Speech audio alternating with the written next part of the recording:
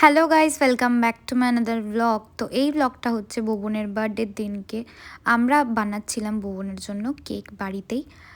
আর এইখানে আমরা কেকটা বানিয়ে নেওয়ার পরে ওর জন্য যখন নিয়ে গেছি তখন ও কেক দেখে খুবই হ্যাপি।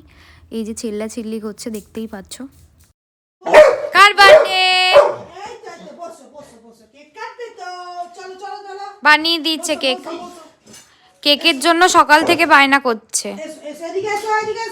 বসো, ফটো তুলবে তো, বসো।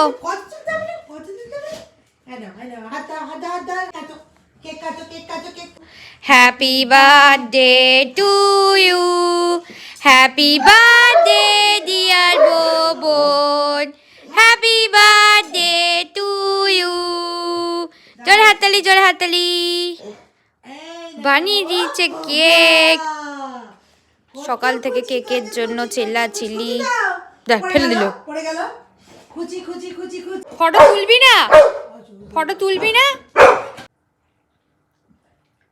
কেক কেটে খুশি? কতটা খুশি? কেকটা কাটার পর একটু শান্ত হয়েছে। কতটা খুশি?